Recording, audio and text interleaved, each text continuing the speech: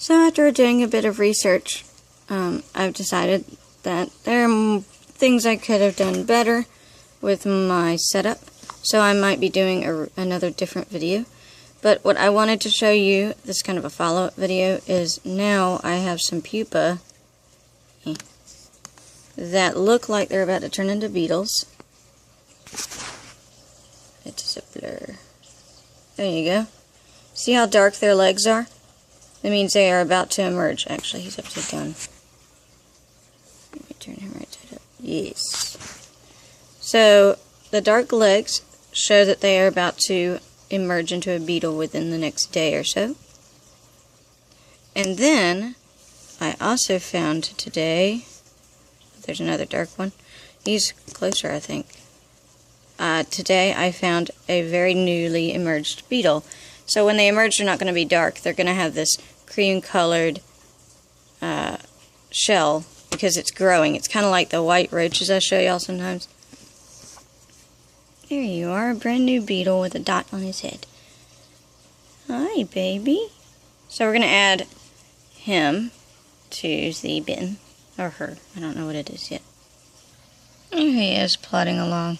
I've also learned that these beetles need even more places to be rather than just on one crate. Look at them all. Isn't that cool? It took a couple of weeks, but, you know, you'll get them.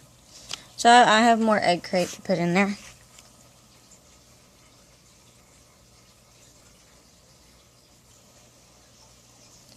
I also learned that what I also should do is add more veggies than what I have been adding. I've been adding 1 or 2 carrots, and what I should be adding is quite a bit more.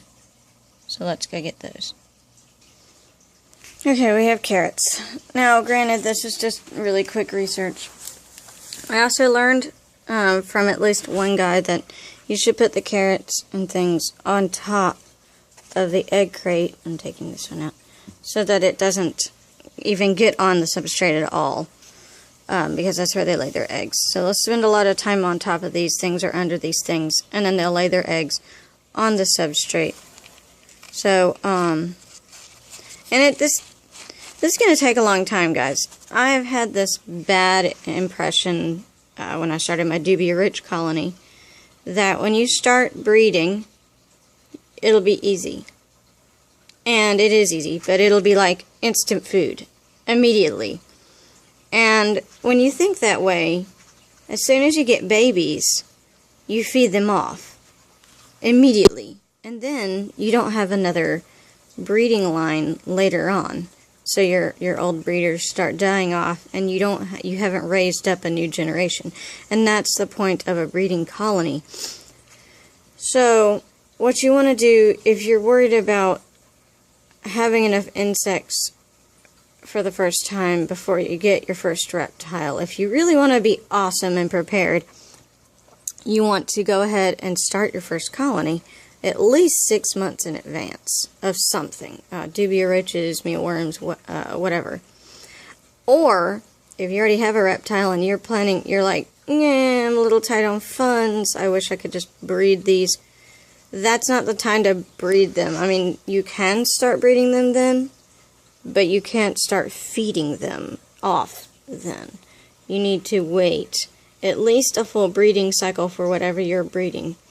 Superworms take a good couple of months. Dubia riches take 6 months.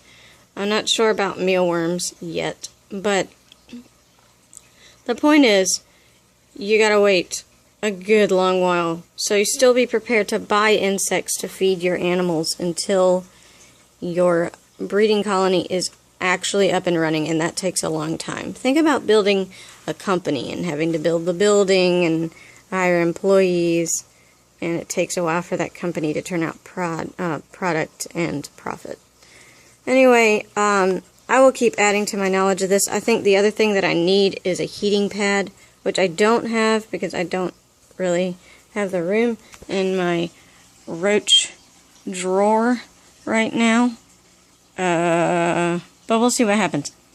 Anyway, have a wonderful day, and I will talk to you guys later. Please like and subscribe for more content like this, especially my evolving knowledge of worm breeding, and I'll even go into mealworms maybe in a couple videos or whatever.